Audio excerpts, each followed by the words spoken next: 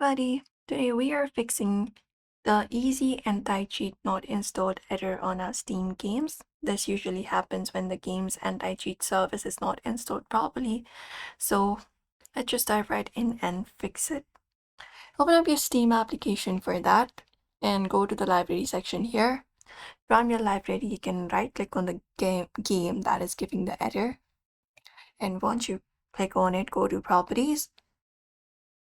And within properties, you can look out for local file section if the game is downloaded. And then click on verify integrity of game files, and Steam will check for missing or corrupted files and automatically reinstall the easy anti-cheat if needed. Apart from that, if the problem still persists, you can install it manually.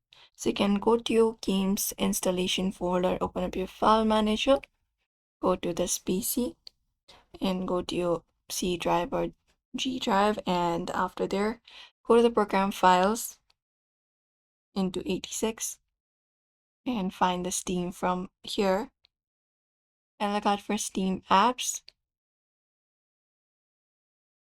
this one right here, and within Steam apps go to common and look out for a folder called easy anti-cheat here, and just go ahead and run the setup and select the option of install.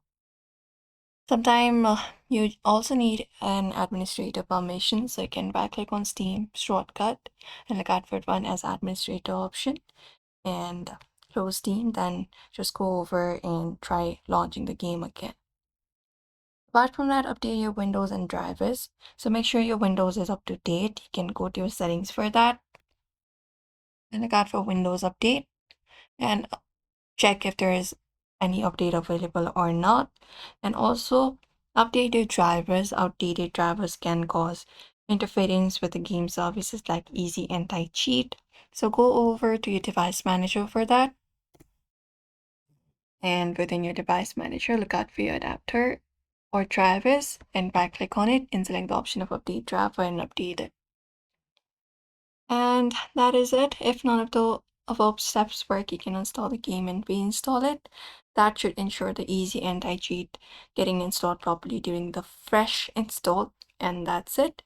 You can follow up this process for that. So if this video helped you out, give it a thumbs up and subscribe and leave a comment if you have got any questions.